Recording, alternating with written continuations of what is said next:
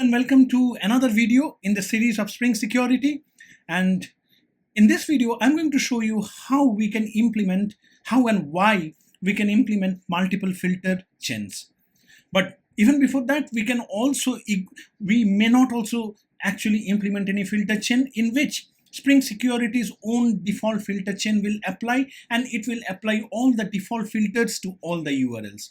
So if we do not implement any filter chain, then what Spring Security's default filter chain will do is it will close the gate for all the endpoints, which means you cannot actually distinguish different types of security for different endpoints. So it will be basically a closure for all the endpoints. But in this video, we are going to see that why and how we can implement multiple security filter chain, which first let us try to understand why we at all might want to implement multiple filter chains.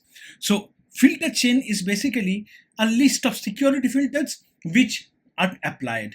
Now, if we want to actually apply different security filters for different URLs, which means, say for example, we have two sets of URLs in our application. One set of filters is applicable for one URL pattern, for example API/1, and another filters applicable, or another kind of authentication is applicable for another URL pattern, which is API/2.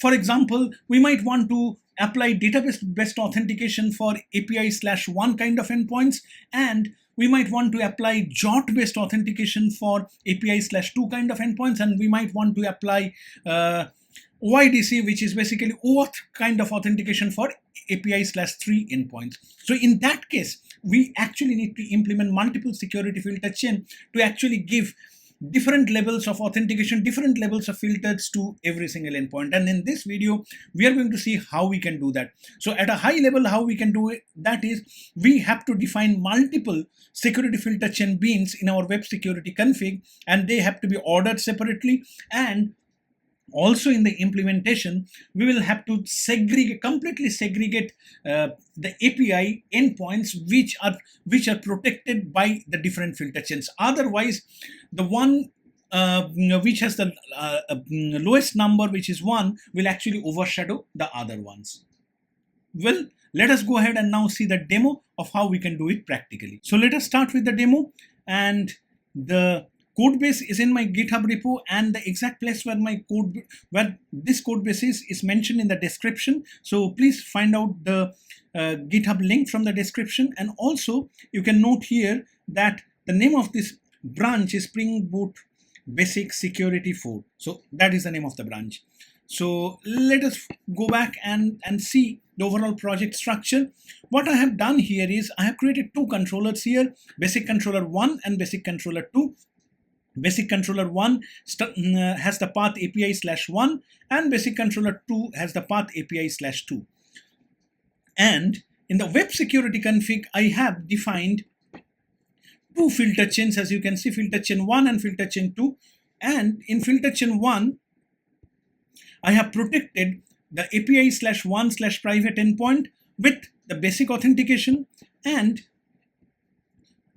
for API/2, I have actually permitted all requests. So that is how API/1 and API/2 have been configured differently. So whenever a request is going to hit API/1/private, it's going to need authentication, and when it's going to hit API/2/private, it's not going to need any authentication. So that is how we can actually implement completely separate authentication mechanisms for two or for multiple endpoints in our application using multiple implementations of security filter chain. The most important thing to note here is the URL in the web security config should be distinctly different. So one URL should not, the URL of one security filter chain should not overshadow the URL in the other security filter chain, else that other security filter chain will never be invoked. So basically they should be disjoint sets.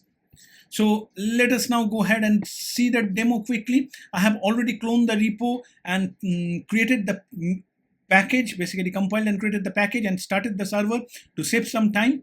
And now I'm going to make a request to the API/1/private endpoint first, API/1/private endpoint, which does require this basic authentication. So that's why you will see this response being properly returned. So if I remove this, then you will see that API/1/private will not be able to.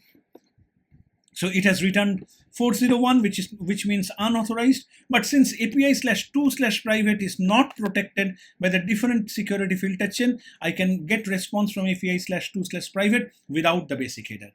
So that is how we can actually implement completely separate authentication mechanisms for two different set of endpoints.